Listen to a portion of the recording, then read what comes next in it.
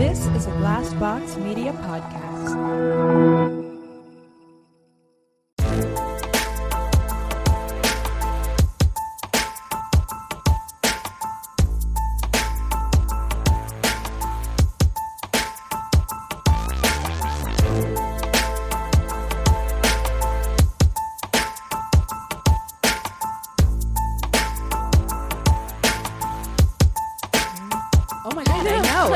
Like a door slamming. That's how it feels here. It was like the two times we've had earthquakes here. That's what it's felt like or sounded like. It sounded like a door shutting, like slamming. That's so weird. And like the whole building shook. So I was like, yeah, but man, be like somebody gets pissed enough at their boyfriend, they could slam their door that hard. I mean, shake the whole fucking building. Are we recording? Yes, we are. Welcome everybody to My Worst Date then. I'm Cassie. I'm Keegan. I'm Christina. Well, first and foremost, we must fucking talk about the LuLaRoe documentary in which Christina shared with us last week. We all have thoughts and feelings, but episode 3 is by far one of the most triggering things that I've seen in a long fucking time. And my husband and I, Chris and I, like I've not talked about Chris like a bazillion times before. Right. Who? Who? We're sitting in bed watching this show, and the looks that we were both giving each other when they were talking about the book that her mom wrote. I straight up paused it because Anthony was not in the room. Oh, yeah. And I was like, oh no. You can't miss You have that. to be here for my rage. Oh, yeah. Chris and I were like, literally, like, just staring at each other, like, this cannot fucking be real right now.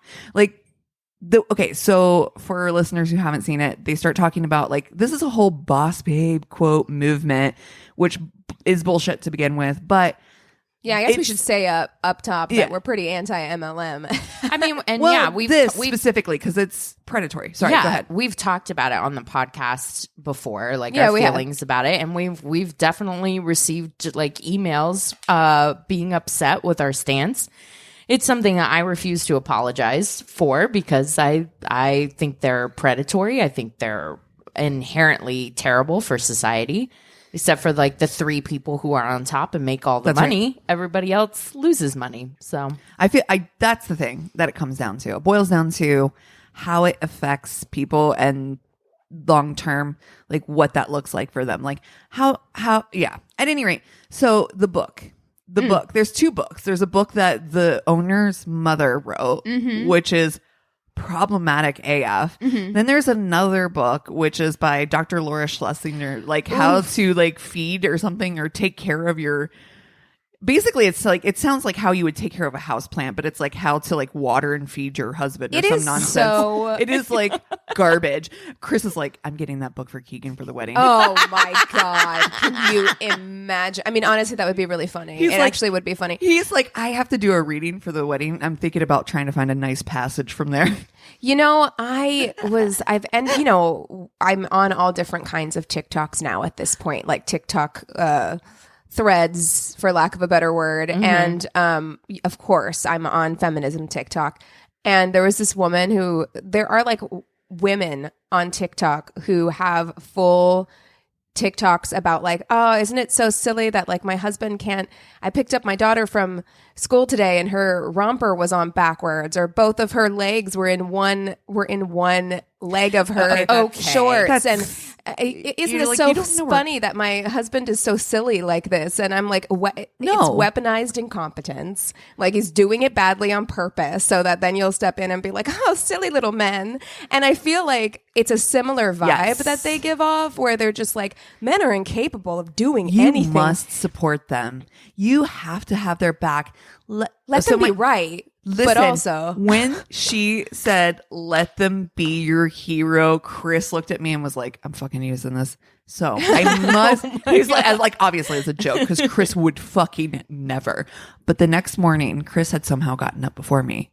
And that's what this whole story is leading to, in which he got up and he made coffee. And I walked in groggy eyed, half awake. And I was like, oh my God, you made coffee. You're my hero. And he looked at me with the widest eyes like it had just happened and it was handed to him on a silver platter. And he's like, what did you say? I was like, I was like, God damn it. I was can be a hero, baby. No, I was reading this article too, like kind of related to this is like, you know, when everything shut down and people were working from home. And we talked about this last week, the huge rise in divorces. It's because everyone was working from home and yet women were still being shouldered with the majority of the home responsibilities, homeschooling their kids and still trying to work from home. And they're not getting the help from their partners or what have you. And it's just like, this has always been something that's really pissed me off with the whole sitcoms thing where it's like, my dumb husband, you know, that kind of thing. I hate that. And then trope. the wife is always a nag. Yep. And it's like, okay, well, she wouldn't have to nag if you could do literally anything. The barest of minimums. The barest minimum. Yeah. At home. That whole like dynamic is it's infantilizing. That's to exactly men. what I was going to say. Absolutely is. And then I'm and like, it's also not real life. yeah, no, it shouldn't be. Well, it I shouldn't hope be. It's not That's real the life. thing is that it shouldn't be. And it's like I would be so insulted if I was a man that it's just like, this is what you think I'm capable of. You know what I mean? Yeah. But it's part of certain kinds of cultures and has existed in those cultures for so long that it's just, and it was reinforced with things like sitcoms. Right. And with things like this MLM with Yes. Lululemon. I remember. Or Lululemon. Lululemon's a whole different thing. Lululemon is like, you keep my name out of your phone. I know right exactly. We're literally sued immediately. No, Lulu like I'm old enough to remember literally like 10 girls from my high school on Facebook. Hey, babe. Hey, babe. Hey, girly. No. First of all, those leggings, like I am not a stylish person. I have never claimed to be. I'm not a fashion person. I'm the one who has said on this podcast that I'm ready to wear the future uniforms. As long as it's not LuLaRoe leggings. Oh my Could God. you They are imagine? so ugly. They've always been ugly. Yeah. I don't understand. Even the designer who they interview here, yes. who I freaking love, by the way. The best. She's amazing. And the nephew, too. Yeah. Those two. There nephew's are like, some real... this is... It's garbage. There are some real gems, who are interviewed for this documentary. But that designer is just like, man, listen. She's like, I don't know what you want me to do. We were cranking out 100 designs a day. She's like, things were getting tacky. I don't know what to say. Like 100 designs a day. Could you fucking imagine? There's the one that was like the burger right on the crotch. Jesus Christ. The fucking what One that looked like a it was the Leaning Tower of Pisa. Pisa. How appropriately named as well, right? Just Pisa penis. right it on was the crotch. right in the crotchal region. I was like, leaned a little to the left. Yeah, it did. Well, I mean, Wow. that's a problem when you grew as much as they did, and then instead of like hiring professionals, You're they using just Google Sheets that everyone has access Girl. I got chills. sweady. Yeah, I dude, got sweaty at that I got part. sweaty because I saw all the changes being made. Like that, I was like, oh no. Stop making changes Because Stop it. at my job, we have like smart sheets that people do Yeah. have Yes. access to. Same. But and Like a it SharePoint. fills me with like I get nervous when I have to go in there and like get information out because usually it's just like it's a place to store information and you go to reference like whatever. And I get nervous because I'm just like, what if I do something in here? Right. And like It's so a easy to shared fix, document. I know it's an irrational fear, but I mean. They were making updates to this Google Constantly. Excel sheet, Oh basically. my God. Like, multiple people simultaneously. Oh my God. This is what happens when you hire your weird nephew. You know what I mean? Listen. Like, you're a $1 billion company. You got to hire like somebody that knows what they're also, doing. You've got like 30 children. Not one of them went to like Business school or marketing. Like didn't take some classes when they figured out like this is where we're headed. Yeah. Your parents You have got, like, plenty of money to pay for classes. They for had you. that one guy, like one of their sons was like, let me talk to you about why we need to stop acting like we're a pyramid scheme. Like on video, like a video call. Wow. I'm like, bruh. How about the one son He's who like- started crying when he was like, Mom and Dad asked us to be Yes. a part of this. Yes. And it was Yes. just so beautiful. I'm like, they should not have. No, they that shouldn't was have. mistake. They were like, well, the one guy took care of the bonus structure because he knows Excel well. I was like, well, there He's you an have Excel it. wizard at 23. is Well, what there they you said. have it. I was like, I also know how to put a spreadsheet together. I know. No one has asked me yet to put a bonus structure together. That's actually not true. I did put together a whole key account structure, but I mean, still, like, it's I'm something just I'm like- actually versed in. Oh my God. There's just Wait. like, who's not skilled in Excel at Honey, this point? I mean, right. if you've worked in any kind of Did you office. go to high school? I want to know what that means by skilled in Excel, because like there are levels to Excel. Oh, right? sure. Like, Yeah. everyone's worked with that one person who knows how to do like all the things all the in smart Excel, keys and you're like, and whoa, shit and Yeah. you know? formulas. But yeah. the basic stuff, like everyone knows how to do the basics, and I get the impression that that's the level we're operating at here. Sure, It's sure, like- sure. I can put a sum in. Right. I know how to make a sum of certain cells together. Right. And they're like, whiz. All he did was like wrap text once. Oh, and you're like, I'm sorry, did Merge you format? cells. Ooh, did you format that cell? Bitch, what? No, I mean, here's the thing. It's a bummer. There's this documentary I love because I feel like it really explains the pressures that are on women and the reason why it just coalesced around the perfect moment. You have like the most educated women in history being like stay-at-home moms, and like, you know, if it sounds too good to be true, it probably is, but they wanted to do something to help around their house with the household. They're selling income a dream. Yeah, right? exactly. And I feel like Gen X and like some millennials, like older millennials, were in this really weird spot where it's like we are the most educated. Yes. You know, and we were kind of starting this idea of like third wave feminism. Right. And Right. social media came along. Right. That's right. But also there is still that expectation and mentality around having a family and having children. Sure. You know, Yep. like whenever I was growing up, that was still kind of this thing that was just like, yes, of course, you're going to get married and you're going to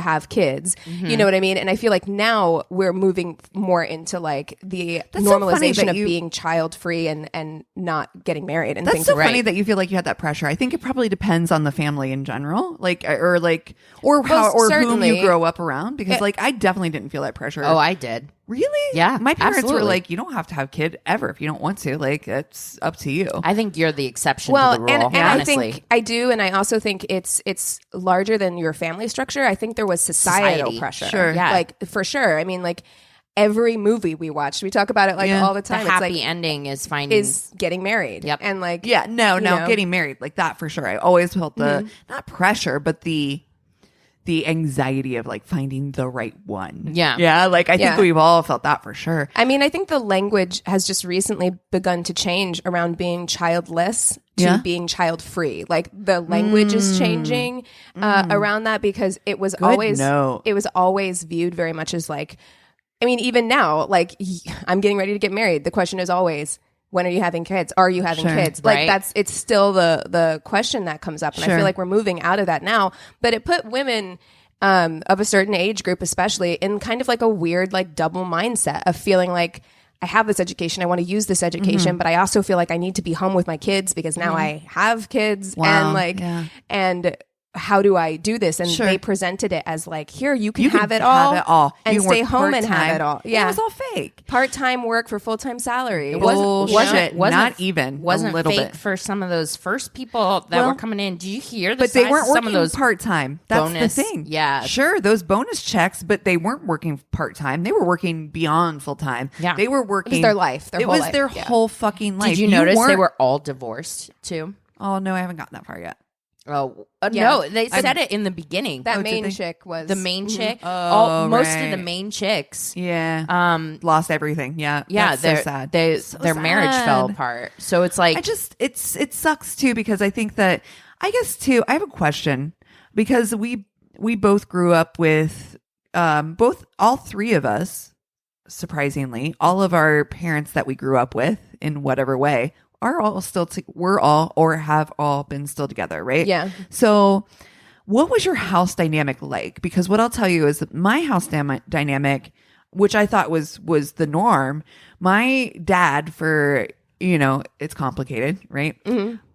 The one thing I will say big time about my dad was helped. My dad help clean the house. He would run the vacuum. He would do dishes. He would, now my mom would probably be the person. She grew up, I think, in a very moms do this.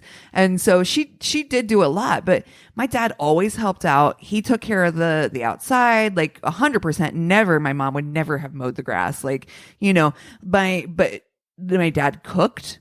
My dad cleaned. My dad was a full participant in the household. Yeah. I never thought that was not I didn't look at it as gender rolled.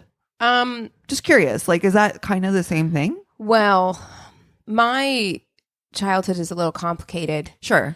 But early on, my mom is 5 years older than my dad, my stepdad.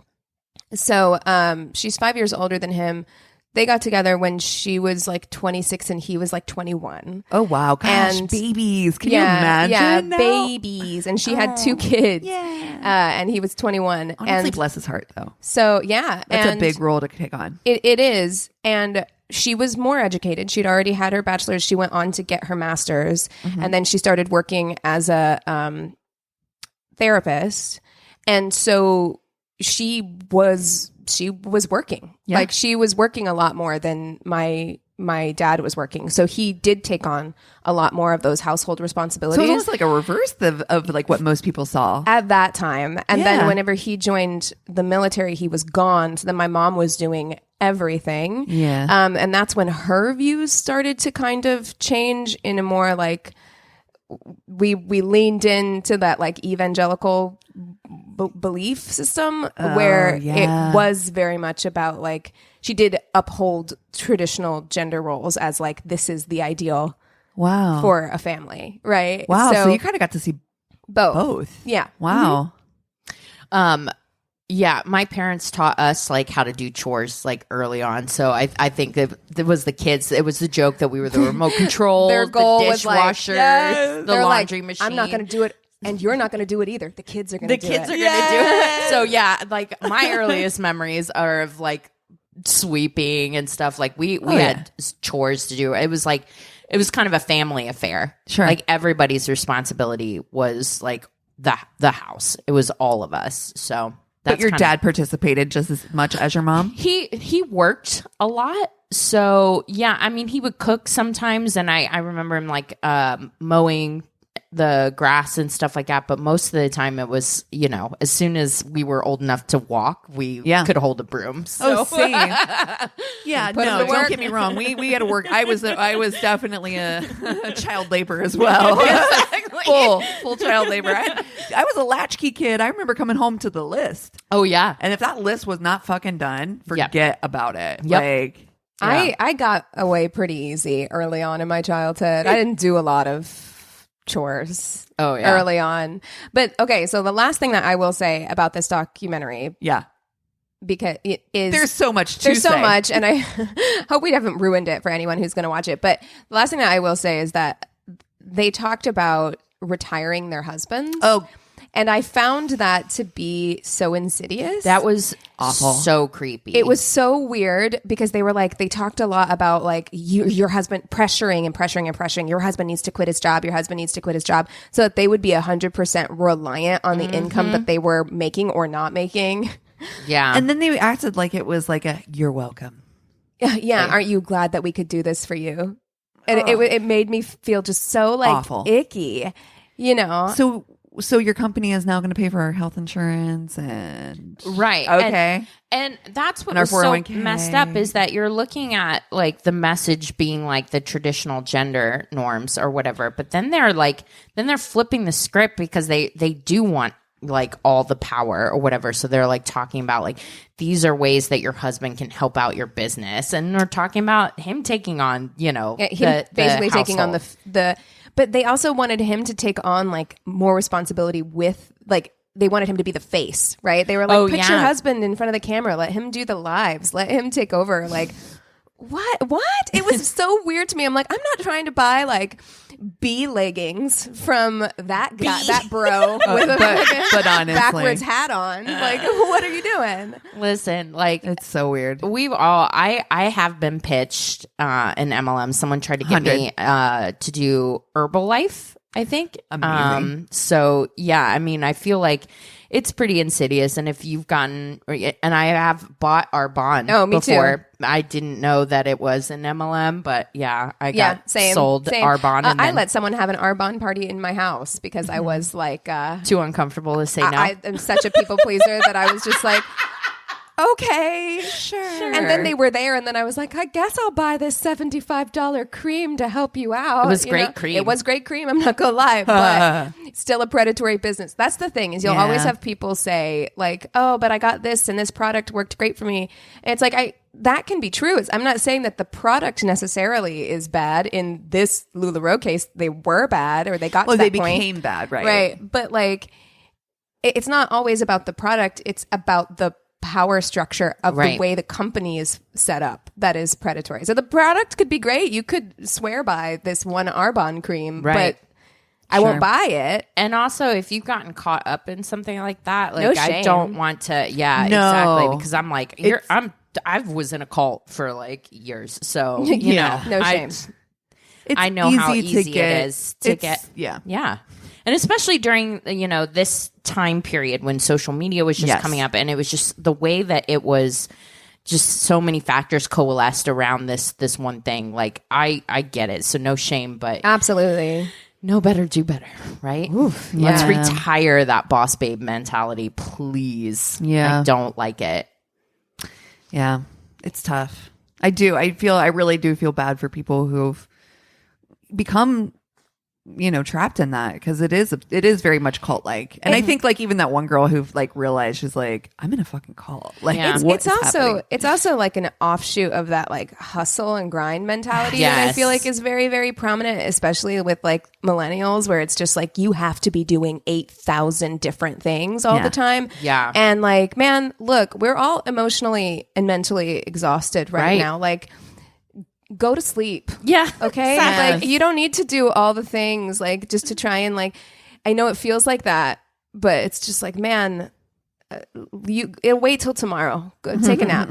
Yeah. I feel like a lot of the anxiety and pressure that I have on myself is from that girl boss mentality. You have it all, do it all. Exactly. Where it is exhausting. It has led to my own like anxiety attacks, depression at times, because I don't feel like I'm living up to that mentality that's just made up, So take it easy on yourself. Yeah.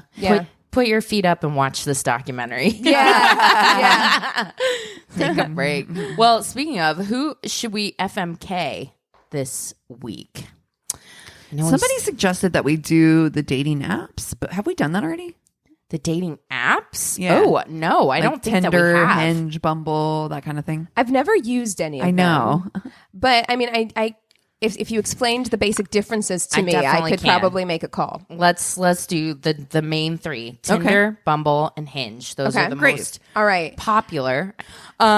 So Tinder, we all know, swipe. Yeah. It is, it can have I think 6 pictures and like a basic bio, like Tinder or Twitter length bio. Does it ask you the questions, or is that a different app? That's a different app. Okay. So you just put whatever you want in this bio. Now you can link your Spotify, or you can link your Instagram. I'm not sure of any of the newer features because I haven't used it in 2 years, but that's what it was back in the day. Name, age, CEO itself. Oh, yes. God. Entrepreneur. Yes. That Boss kind babe. of thing. Boss babe. Oh, no. Okay. And then Bumble is just like Tinder for the most part, except you do have like little things to fill out, like your height, if you're a smoker, if you are a drinker, like that kind of thing. And then it will give you a couple different prompts to fill out,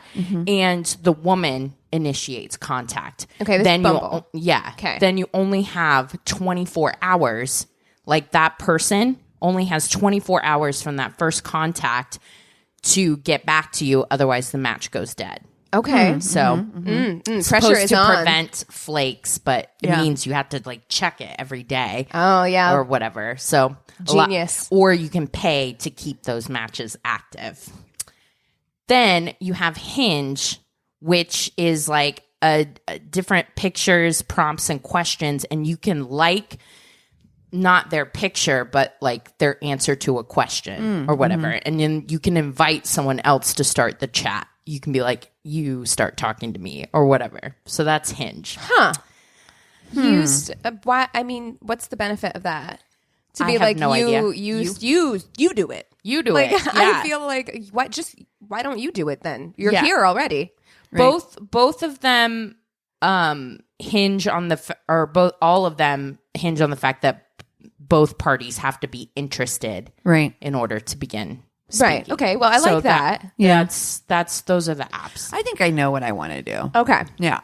I think that I am going to marry Hinge. I like their premise. I think that they really are, of the three, the one that's like trying to be more relationship focused. I love that you're able to know a lot about people and you can engage with the things about them as opposed to just that like that surface, like you're good looking and your answer was cool, but it's more about like, oh, your answer was cool and this is the way you can engage with them in that way. Like it invites you to engage with that part of them as opposed to, I think it helps you start conversation too, because you can be like, oh, they liked this specific thing, oh, they're interested in that, let's talk about that, you know. Totally. Yeah. I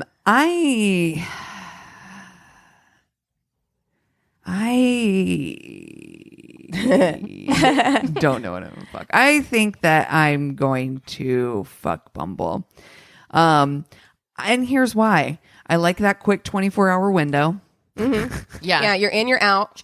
Yes. On with your day. You get to be in charge. I get to engage it, right? Yeah. Like I get to, I you know, Tinder's going to fuck you up. Tinder's the fuckboy of this situation. It is 100% the fuckboy. Yeah, it is 100% a hookup app. Yeah. You know, Not opposed to that. You get lucky. Like I said, like I met Eric through Tinder. Right. A lot of people meet their significant other. It's happened. It has happened. Because it probably is the most commonly used one. Probably the most popular. Correct. That is what I found. And that's the thing. I don't know if we know how I feel about popular guys, right? Yeah. Oh, yeah. Am I good enough for Tinder? Am I? No, you're too good for Tinder, but Tinder's going to make you feel like you're not good enough for Tinder.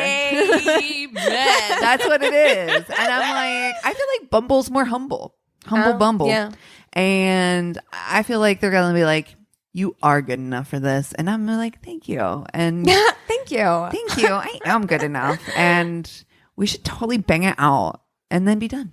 I think my own experience definitely colors it. I hated Hinge.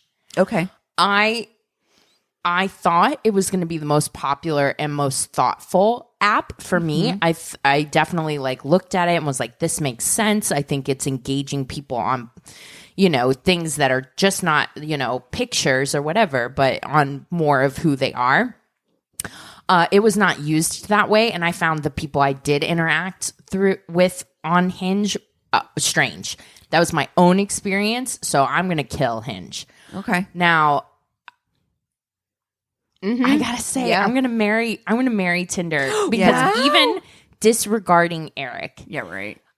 I had the most successful and most fun dates through Tinder. Oh, I had the most like just honest people up front about what they were looking for, whether it was DTF, something casual, or whether they wanted to progress into a relationship. But I found people to be very much themselves, whether that meant good, bad, that or they ugly. would eliminate themselves early. My weirdest, sometimes most uncomfortable, awful dates were through Bumble, but there were a couple really fun experiences in there. And the woman being in charge, I'm gonna fuck Bumble. Okay. That's what I'm gonna do. Okay. Having never used any of these apps, except for, I think, briefly swiping on Christina's Tinder, I am going to... I think this is a little surprising. I think I'm going to kill Bumble because... first of all, don't tell me what to do. 24 hours. Okay, I got a life. Yeah, I'm busy. It's annoying. It's annoying. I don't want to have to keep up with that, first of all. Secondly, I love the idea of the woman being in charge on Bumble, but I feel like it's going to attract a certain kind of quote unquote nice guy. Who is going to be like, I am so noble for choosing to be on this app where the woman gets to be in charge, like, and wants me to like thank them for that. Yeah. Right. Yeah. Like that kind of guy. You ruined it. Sorry, that's I wanna the change my vibe. answer That's just immediately. the vibe. So I can't deal. That's look. That kind of like quote unquote male feminist guy who's like still mansplaining to you is almost like fake woke guy is worse than just like a bro. Like, it's Who worse. just knows who he is. Right. Yeah. Like, so, I gotta kill Bumble. I'm a fuck Tinder. Tinder is the Pete Davidson of dating apps. Okay. It's I'm not proud.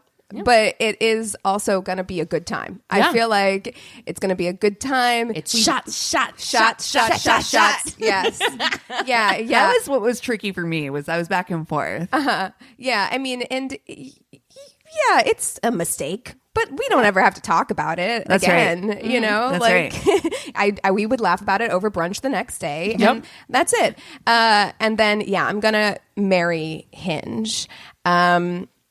I like that there's conversation involved. I'm sure that attracts some real weirdos, randos. Probably. But I don't know. I think we could make it work. Okay. Yeah. All right. No, the Hinge thing for me, there were a couple of times that I was on it where it definitely is more relationship focused, and perhaps the time I was using it, I was not in a relationship mindset. And so I had people coming on to fast food. You know what I mean? Yeah. Yeah. I wouldn't love that, but I mean, I guess if I was looking for marriage, then that's probably the one I would want to use. Right.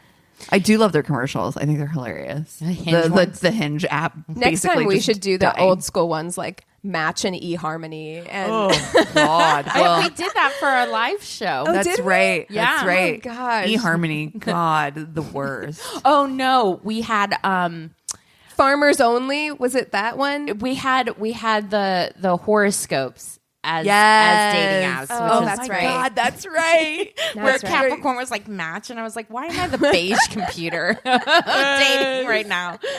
I don't remember what I was. Me neither. Oh gosh. Oh man. Gotta go revisit that live show. Well, you guys want to take 5 and we'll come back with stories? Sounds good. And we're back. All right, Christina, it's your turn to start. Okay, this is one of the strangest stories I've ever found. It just tickles my funny bone, so I'm going to go for it. This guy says, I hooked up with this girl from work and knew she wanted to be more than friends with benefits, so I asked her out. She had an amazing ass. I thought it would be... I love that. Nice. I thought it would be fun if I took shrooms before the date. Why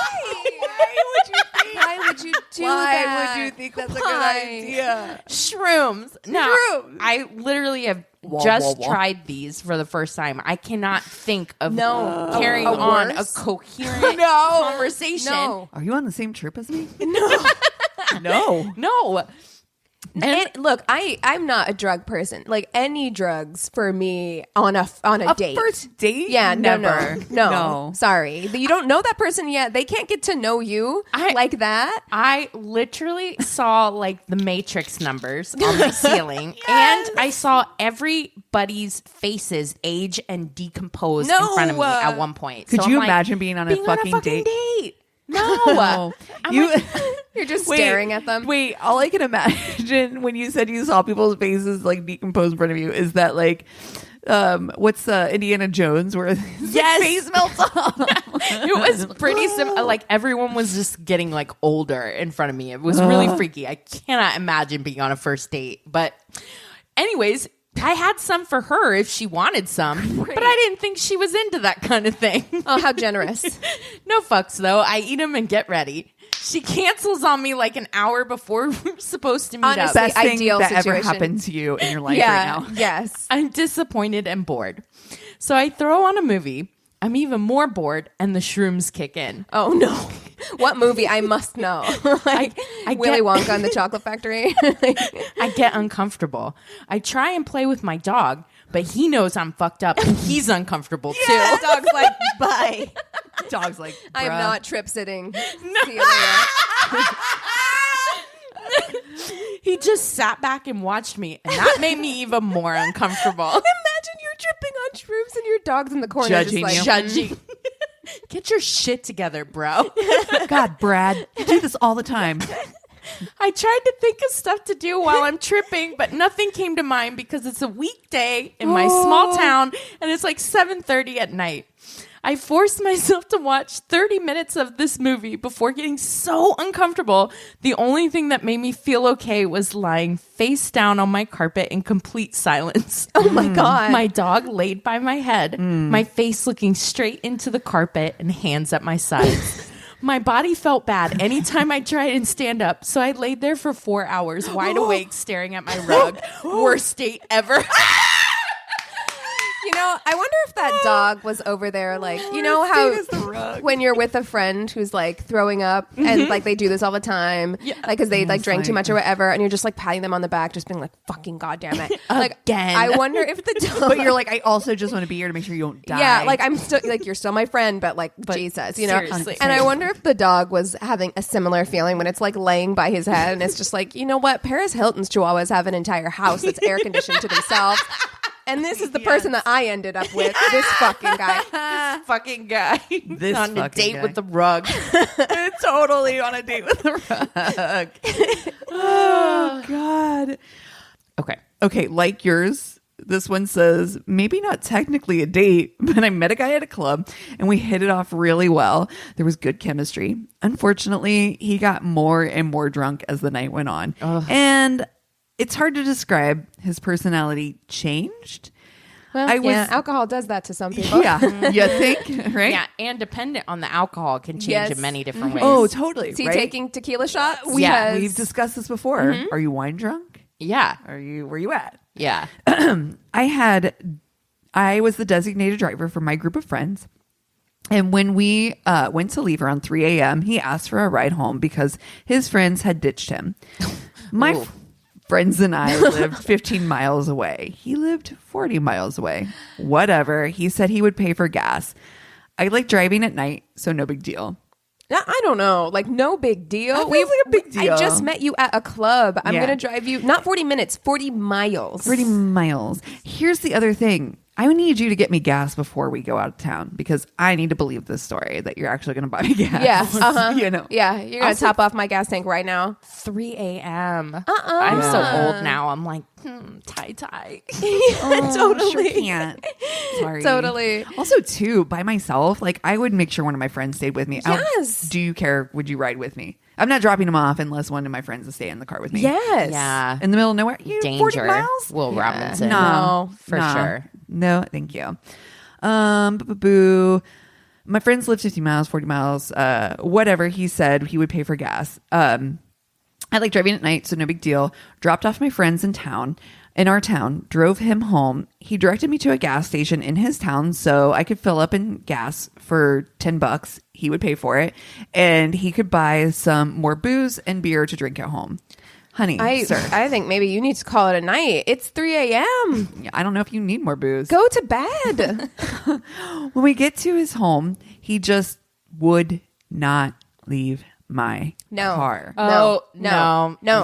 Kept 911. and talking and opening a beer can and drinking it and putting it back in the bag, grabbing another one. After about 45 minutes. Oh my gosh. 45 minutes. No. Of me telling him to get the fuck out, I had to get out, open the passenger side door, and literally pull him outside. He thought that was super funny and admired how strong I was. Yeah. You've got that emergency strength, that kicks in.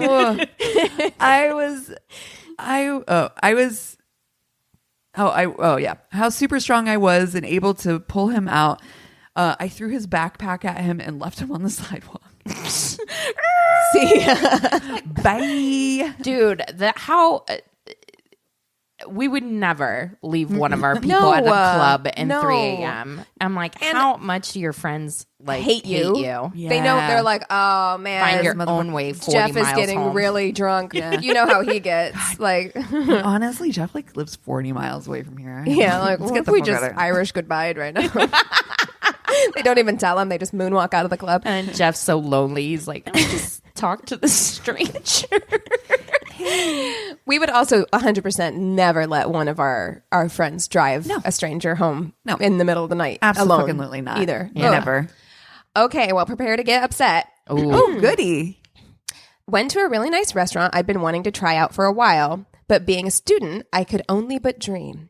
So when this guy took me out, I was actually very excited and impressed when he offered to take me and pay, which I would usually decline, but he was a man of means and I really wanted to try this place out, so I humbly accepted. Look, there are so many fancy, expensive restaurants in Los Angeles that I feel the same way about. I'm like, if somebody wanted to take me, I don't know, like to Nobu, I'd be like, all right. Dude, it was really uncomfortable for me. And I think I talked about it on the podcast that one like rich guy that I dated that got like the $400 bottle of wine at dinner and like, all this stuff. Yeah. Just made me feel so uncomfortable. Yeah, I could see that too. This place was amazing from the get-go. Beautifully decorated, the service was stellar, and the menu looked so goddamn incredible that I seriously think my face was in a permanent state of happy. Nice. That's someone who loves food. Me too. And that's what she said. See, I love food. I appreciate it when it's well done, and good food is one of my pleasures in life. So having already gone through a glass of good red each and learned a bit about this guy and what he does for a living, I was ready to make my order. I'll have the fried brie wedges and red currant chutney, please. Yes. Right? No, he says, waving his finger at me and turning to our waitress. She'll have a green leaf salad. What? If you take cheese away from Right? me, I'm going to beat the shit sorry. out of you. I'm sorry. And that waitress was like, she'll have what the fuck she said she'll And have. can you, like... this person too, this person who clearly like loves food, right? We can relate. Yeah. To this. I am furious right now. I figured it was just him trying to be a cavalier guy like you see in the movies who order for their dates. Whatever, but I really did want that gooey brie. A green salad in a restaurant like this was a bit of a waste, but he was paying. Then he poured himself another glass of red, finishing the bottle before ordering for himself and announcing to the waitress, and she'll also have a water. Okay. At this point, Sure. I was feeling a bit put out. I don't actually like water on its own, as odd as that sounds, so I asked the waitress for a cranberry juice. For some reason, this seemed to miff the guy as he just waved his hand and grunted, but I tried to continue our conversation, though his mood had noticeably changed. I figured I must have overstepped. Overstepped what? I must have overstepped. I did something wrong. Wow. Eventually, my salad arrived and his freaking brie, he ordered the brie for himself. I am so hot right fucking now. fire. I am so hot. Oh, it gets worse. It gets worse. This would not be me. My salad was just that, leaves on a plate, so I asked the waitress if I could have some dressing or croutons. No, she's fine, he piped up. Fucking no. Waving the server off. See, this actually did piss me off. I've been a server, and being waved off or whistled for is incredibly disrespectful and degrading. Yes. So I tried to shoot her an apologetic look, but I don't think she noticed. Damn, that brie looked as awesome on his plate as it would have on mine. Hey, can I try a bit of your brie? It looks amazing. Instead of answering, he kept chewing and waving his fork over my salad, gesturing for me to eat it. I'm going to stab this guy with a fork. I can't. I'd get up and walk out. I cannot know if you can read more of this. I am so sorry. furious. How dare you? Please tell me more. I figured the least the guy could do was answer me once he'd finished chewing. I don't want you getting fat. You're a woman, not a boar. Wow. Barry? Yeah, I know. I'm going to go to the restroom. By the way, I am going to go meet that waitress, ask for an order of that brie to go, and get the fuck out. bearing in mind this was my first date with the guy, and even if it wasn't, the line had been thoroughly and unforgivably crossed. Yeah. That is such a disgusting thing to say to another human. Yeah. So I put down my food, grabbed my coat, and walked out. Good. Yes, ma'am. Yeah, That's exactly right. yeah. No, I would have done the same thing. Imagine. Oh, I cannot imagine. That would not. We wouldn't have made it to me having green in front of me. Yeah. I'd have been like, "No, I'm a full-grown adult. I will have the brie. Thank you very much." I'll order a salad for myself. with no dressing, just leaves, and water. And you're gonna wave your fucking fork over mine? Why did you even take me to a fancy restaurant? By the way, like weird flex. It's a power move too, because she was saying like it was expensive. Like he's lording it over her like with his money. That is a huge red flag. Yeah, it's so uncomfortable. I hate it. Well, that pisses me all the way off. I knew it would. Can't wait to hear what you have to share with us. I'm sure it's not going to piss me off. Really going to piss you off. Oh, goody. Fantastic. And you may have heard of this case. I never have, but to me, it is so popular in the UK. Not popular. That's the wrong word. It's very well-known case. Yeah. It's like their Golden State Killer case. Wow. Oh. So I'm going to be talking, trigger warning about sexual assault, and murder. So if you're triggered by any of that, just skip. But this is the tainted love of the Rachel Nickell murder. So sounds familiar. It Is it sounds recent? familiar to me too.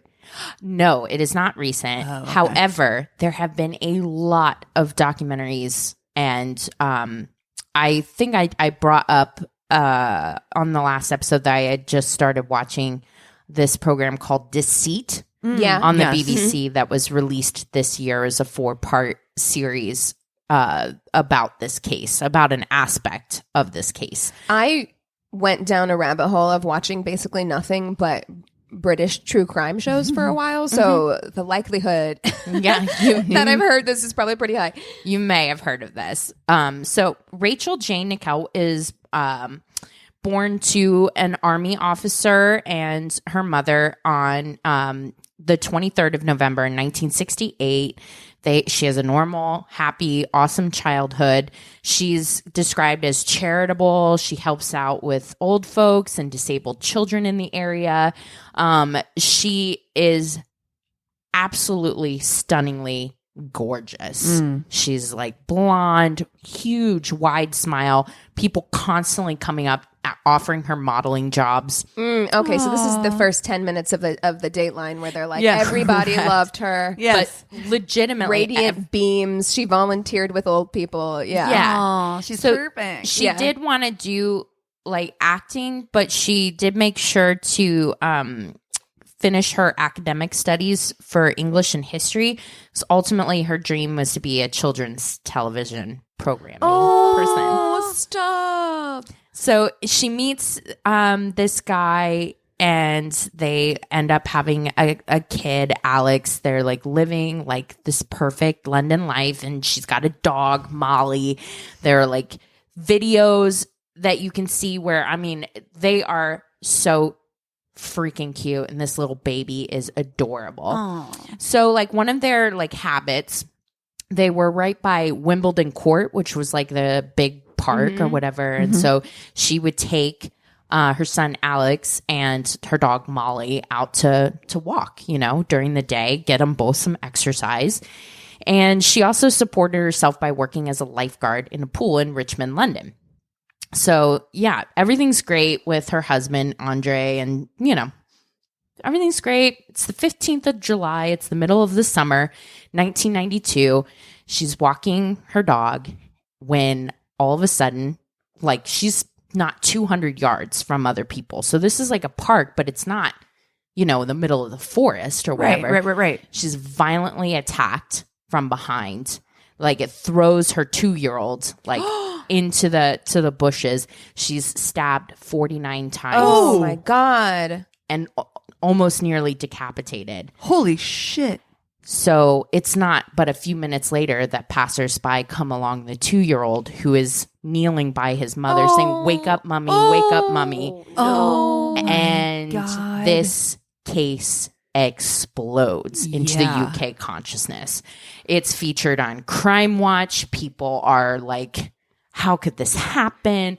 So many tips are flooding in because it was such a violent attack in the middle of the day. It was 10:20 a.m. Oh my God. People on paths walking, you know, their dogs and everything. 49 times. Yeah. That's a lot. Like that takes a minute too. Time.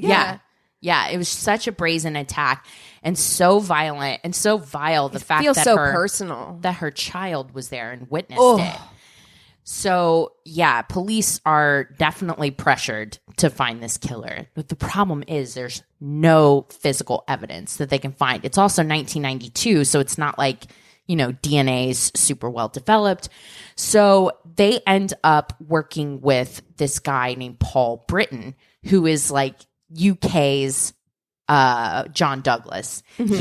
He's the inspiration for a show called Cracker, which is like their forensic. Nice. It was a very popular television show. I know, right? Currently looking this up right now. You're like, why? Yeah, so he's like their John Douglas, and he quickly puts together a profile for what this killer must be like.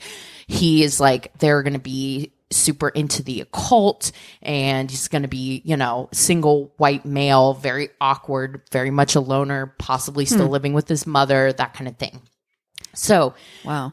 Meanwhile, like, police are looking through their different suspects. They've talked to like 32 different people. They've released, like, some people have noticed and given a sketch of a man that was in the area that they saw.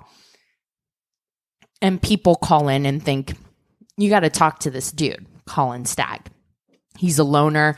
He's often fits the description. He is often walking his dog in the area. And in fact, a cop is like, oh yeah, at some point when they went and closed the park off, Colin Stagg went up, he had his dog, and he's like, oh, why is it closed off? I was just here this morning. And they're like, there's been a murder that's been committed. And he's like, by the way, what's your name and address? And she just told us that you were there. Here. Yeah, so you're a potential witness. So they go to interview Colin. First of all, it's like on an estate, so all the houses kind of look the same, but his door is black. It's painted black with a sign on it that says "Christians beware." A pagan lives here. Oh, okay. In 1992, honey. Yeah, honey. exactly, honey. Like, I'm for it. Okay, I love it. I love that for you. But in 1992, we're coming right out of the Satanic Panic. Yeah. You gotta. It's coming in hot. Yeah. Hot. You're like putting it all out there. So police are like, okay. So like, you live alone. Cool. You live alone, and he's like, yeah. He's like, here are all my books on the occult. He's like, I'm a Wiccan, you know. And they're like, and then they go and check out one of his bedrooms. Just has a white pentagram on the floor, and everything. So they're like, "Yeah, you live alone with your dog, and you're kind of really falling right into the description." Yeah. Everybody thinks you're weird.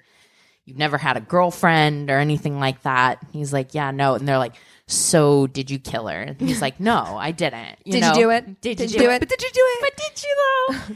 So they're like, "Okay, what happened?" And he says he got up really early in the morning, walked his dog, but had a really debilitating headache, so he didn't take his dog as far as he usually did.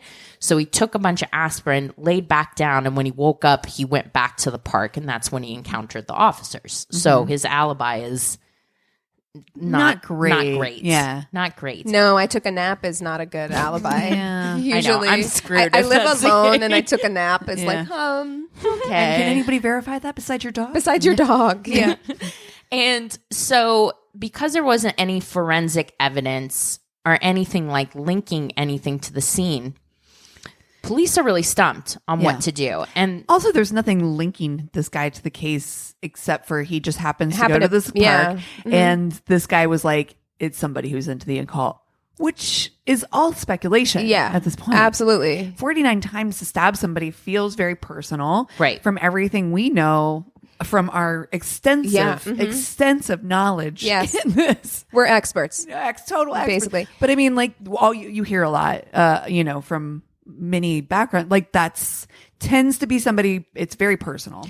Yeah. And that many times stabbed. I'd like to know where he came to the conclusion that it had to do with the occult in the first place. Like, it doesn't feel, what about it is occult-like? Right. Yeah. You know, I don't understand.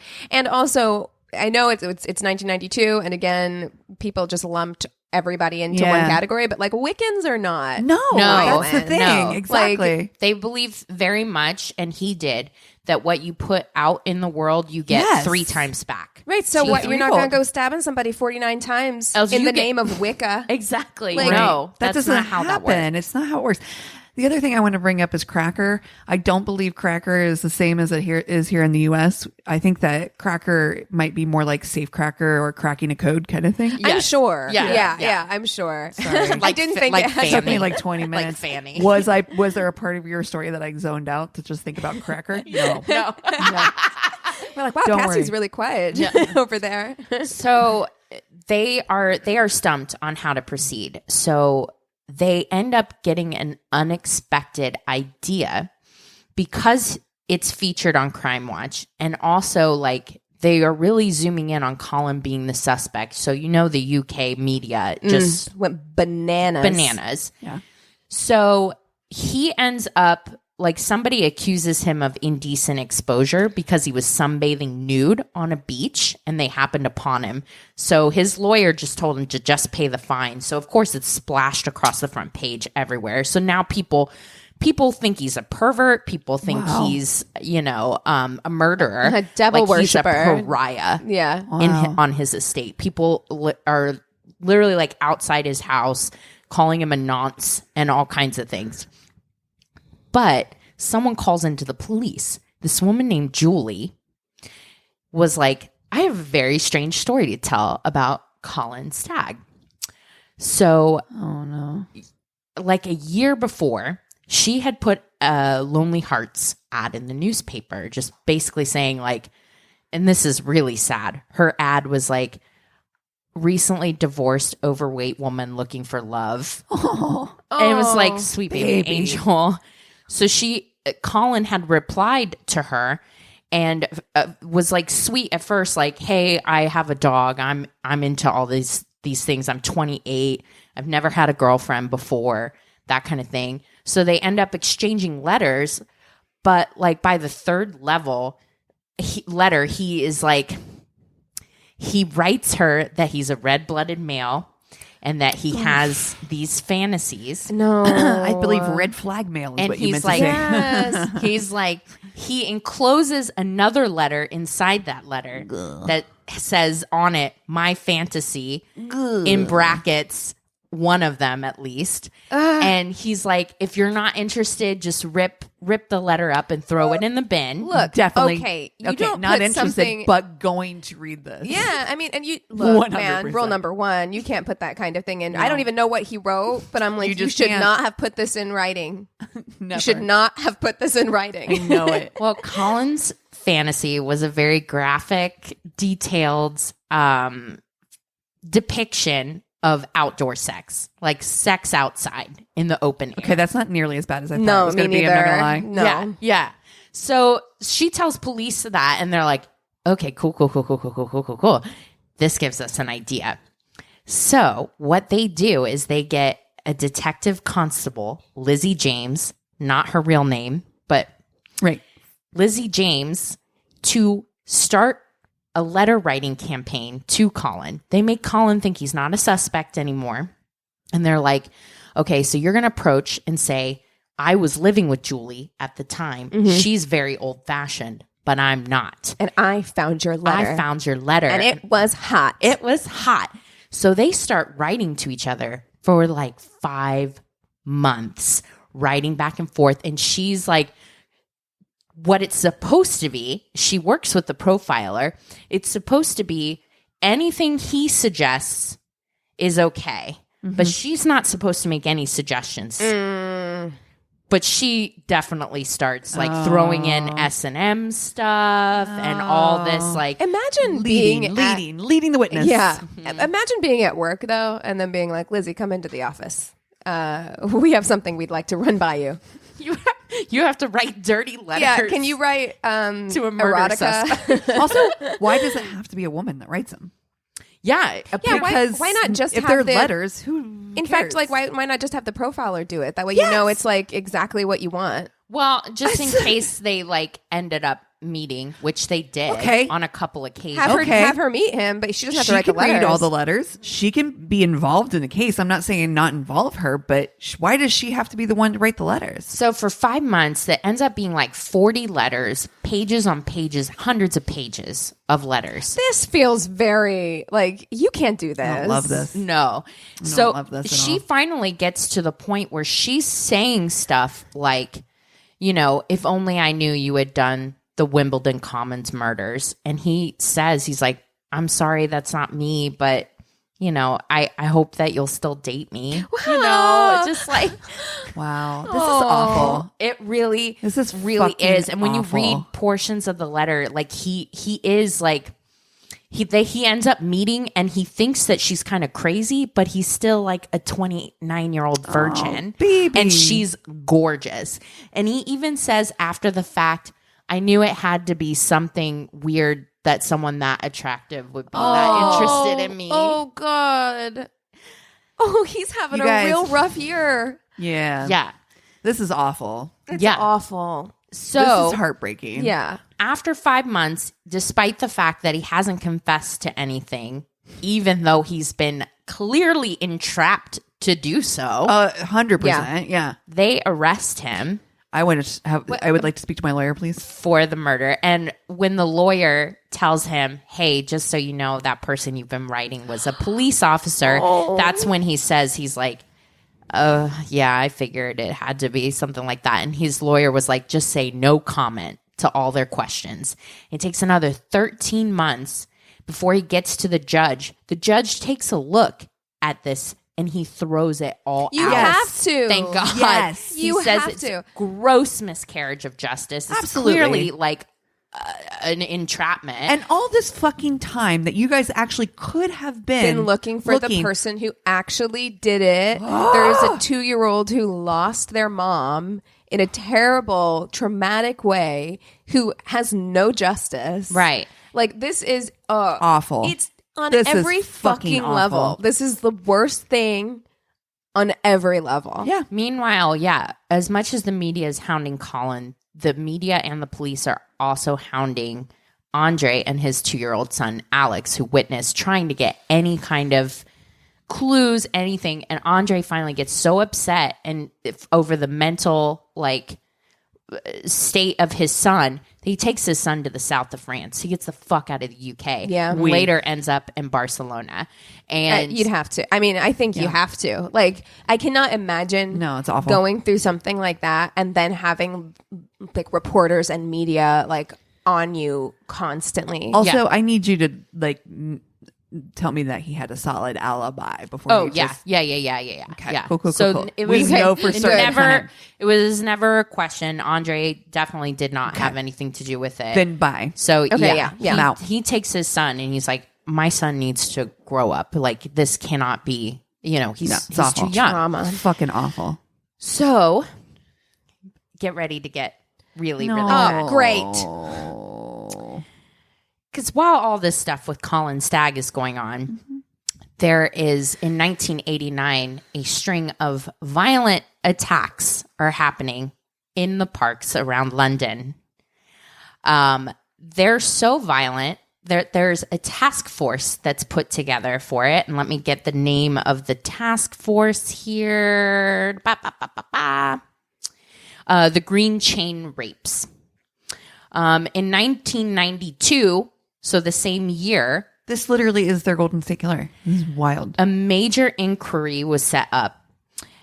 Officers were hunting a perpetrator who showed extreme violence toward his victims, using a knife and on more than one occasion attacking a woman with her children present.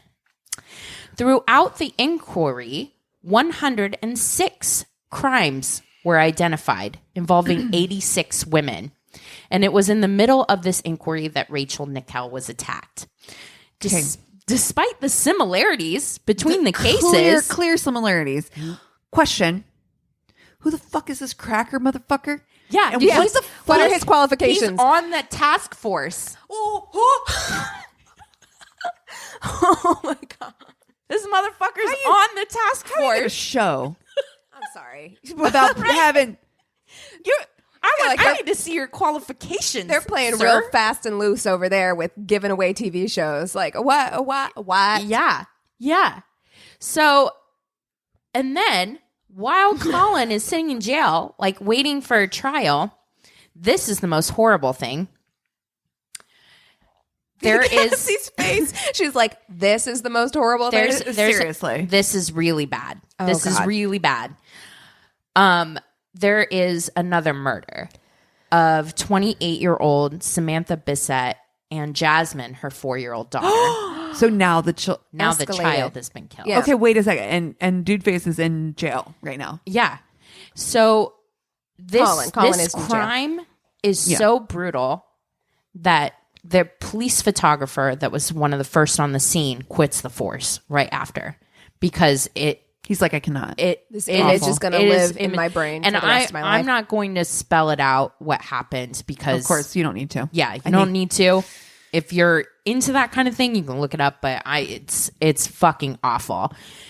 So they find fingerprints at the scene, and they end up finding that it matches somebody named Robert Napper. Wait, so it's not Colin? Oh, No. wow. Wow, I'm so shocked. Who would have thought? Well, I mean, because he's Wiccan, so we just, we were He had a so black door, Cassie. Ah, yes, the black door. And even still, no one's making the connection between Samantha Bissett, Yes. even though this is less than a year later, And identical. and Rachel Nickell. No one is. So they're treating this like a separate thing. I feel like even a reporter would be like, excuse me. Right. I feel like these are kind of like kind of each other. I feel like Same. just local Us. people, Yeah. right? We're like Average feels civilians. like average civilians who like just with this the girl that just went missing was like, oh, that's the same address as this. Like puts two and two together, even if they're not quite, but has questions. Also, if you are a young woman at this time or a woman at Yes. this time with a small child, I'd be like fucking concerned. We're talking Yes. about a space of 4 years where 106 of like sexually Holy motivated attacks shit. happened in this area. That amount, even if, like you said, even if the police didn't miss it, reporters, people in the area, Yes. that, like you had Women to have who known like to go somebody. to parks. Yes. Like, Yes, these things were happening in daytime and everything. They had like descriptions, everything. Wow. So, and in fact, Robert Napper had been brought up in the Rachel Nickell case. 6 separate times he was talked to by the police and asked to come down and give blood so he could be ruled out as a suspect. And he just never showed up. And they were like, no one "That's fine." ever followed up. wow.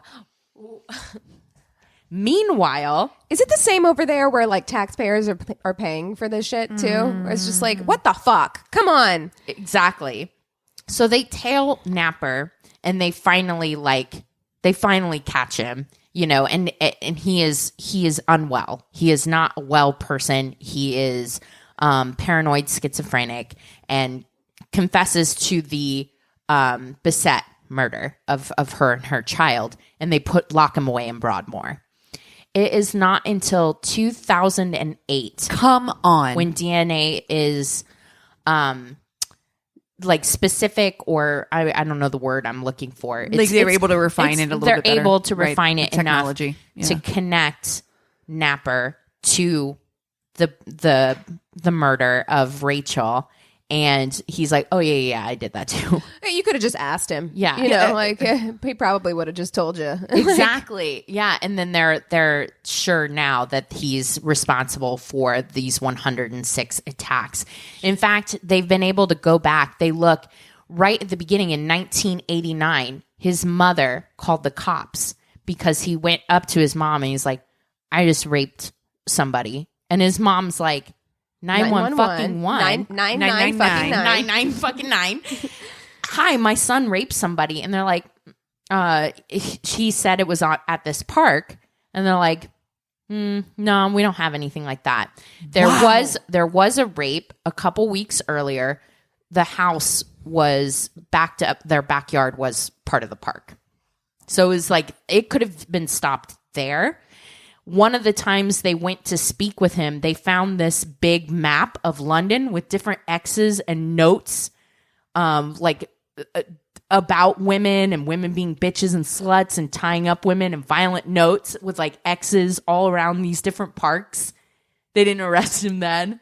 Like nothing. They're like, this is chill. But he didn't have a pentagram, so we didn't fit the profile. He didn't have a book about witches. Yeah. So I couldn't be more furious than I am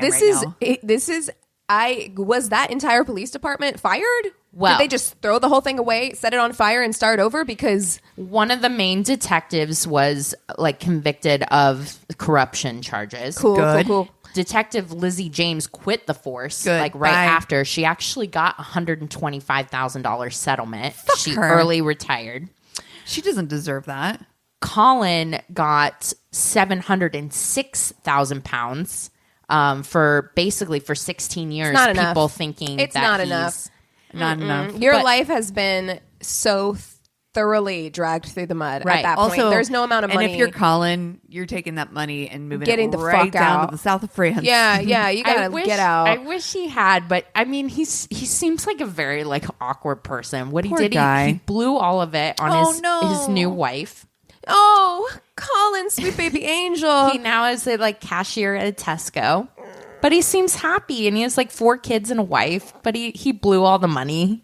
You know, baby. yeah. Just wanted good things for you, Colin. Well, he seems happy. I guess it's all as long as right. he's happy. He's happy, and it's still being talked about today as one of like the grossest police investigations in UK history. There's a documentary that came out this year. There's Deceit, which I've talked about. There's a really good podcast. It's an 8-part series. This guy has a podcast called True Crime Enthusiast that's specifically like Wales and UK crimes. He's amazing. We love to see it. So a very detailed 8-part series called Maniac, which I definitely highly recommend. It's very, very detailed and good because I definitely like skipped through a lot to try to piece this together. But mainly the thing that fascinated me the most about this case was the fact that a police department thought it would be a good idea to try to run a honeypot on their main suspect for 5 months. 5 months of wasted time, taxpayer, like the whole thing centered upon this. Disgusting. Yeah. Awful. Yeah. I knew. I love how all of us were like, wait, that's not how this works. Like immediately. No. We're all like, wait, you can't what? do that. I mean, and it seems like a little fucked up that Lizzie got a settlement, but also you can't ask somebody who works for you to do that. Like, especially like how many women were on the force. And like, she fucked it up, but it shouldn't have been asked of her in the first place. She shouldn't have had anything to do with this. The whole thing is garbage. She was supposed to have a lot of support and everything from Paul Britton, in which she claims there was no support for her. And of course, it was the 90s and she's like she's cop. One of the only female, like probably one of the only women on the force. Like, and you're being asked to do this thing at your job. Like that is it is fucked up. Paul Britton sounds like garbage. Does he still have a like TV show? I need to know about this. Because here's the thing. I just feel like he was like, you know how some people are just charismatic enough to be able to like pull the con? Yeah. Like I feel like he's a doesn't grifter. know shit about what he's talking about. He's confident and white. He read what's his name's John book? Douglas. John Douglas's book and was like, you know what? I could probably be that person. You know, here. I feel like we know a lot of people like that. I feel like if you are, and Piers Morgan is another one where I'm just like, if you are a confident white man of a certain age, I just feel like you kind of just get away with just saying bullshit, and people are like, must be facts. You know, like must be facts. Has he ever gotten anything right? Is my question. I have 1,000 questions about this dude. I do not know, but I definitely like a fake want psychic to dig in further about like his career. Now, the other happy ending too is because the documentary was just released this year. They did catch up with Andre and Alex. Alex, who's like in his 30s now. Well, he'd be my age because he was 2 in 1992. Yeah. So he's just turned 30. Happy, healthy. He speaks 4 languages. Very successful. Baby. They went and they placed flowers and everything, and had a tribute to his mom and the place that she was murdered. But him and his dad lived together super, super close. They've both had girlfriends over the years, but their strongest relationship has been with each other, and they're very happy and healthy, even though they miss Rachel. And that's the tainted love story of Rachel Nickell. Oh, don't cry. Wow, that's devastating. I know. I've never heard of it before, and it is huge. Like I said, it's a huge case in the UK. I'd seen something about it, but all I remembered was the letter writing. Mm-hmm. I remembered that because I was like, "What the? How is that approved?" Yeah, I was like, "This feels sketchy." You can't convict somebody. Full. Yeah. And how did they think that they could? And how can you just arrest somebody and take them to like put them in front of a judge with no evidence? Like, I don't understand. I don't understand how it even got that far. Like, how was everybody in that department not fired? It was definitely a case too of just like this kind of like introvert, person that people kind of thought was weird, just escalated into this massive Get the witch hunt. Pitchforks. Yeah. Oh. His door is black. So he doesn't like Christians. He doesn't like Christians, so he must be a Murderer. murderer. Yeah. Like, no, that's not how this works. Wow. Yeah. Wow. Well, okay. To change the subject, Yeah. get that taste out of our mouths. It's what are we watching this week? Okay. Besides LuLaRoe. Besides LuLaRich. I watched well, actually, last night I had a Candyman night. I watched the new Candyman and the original Candyman. It's out? Uh-huh. I didn't know it was out yet. You can rent it now. I'm not going to rent it. Well, yes. Yeah. I mean, I've rented it so you could watch it on my account. The original is so fucking scary. The original is so fucking good, actually, because you don't think it's going to be, because it's like this early 90s horror movie, and oftentimes those are like so tropey and campy and like... Yeah. But the original is actually really, really good. Virginia Madsen is like, gorgeous, amazing. And it is scary. I would say that the sequel, because this recent one is a sequel, it's not as scary. Okay, good. But it's not as scary. I didn't find it to be like particularly scary. But it is very good. Nice. And Why do people want to feel this way? I fucking love nervous. it. This is my favorite Eric shit. loves it too. Eric loves to be like scared. It is my favorite shit. Like, I was so excited watching Candyman last night. Like, I was like, yes! But it's so funny. It's just like we will watch like actual legitimate, horrifying true crimes like the one I just described. Yeah. Right, all while eating a Pop-Tart on your couch. While falling asleep. Yeah. But yet Candyman, something that is entirely made up and fantastical, scares the shit out of me. Yeah. Yeah. But I will say, like, as far as horror movie sequels go, because it's usually not good. Like, a sequel to a horror movie is usually not very good. This was good. Like, I really thought it was like a great continuation. It took them a while to get there. Yeah. So yeah. I imagine they were like, yeah, let's do it good. And, as a horror movie fan who is also a person of color, like, I love that we are seeing more horror movies that are centering like non-white people, because it has been a very white genre for a very long time. For sure. And so I love it. I loved it. Nice. What about you, Cass? Been watching a lot of football. That's where I'm at right now. It's football season, and this year I have signed up to be in a fantasy football league. Don't get that out.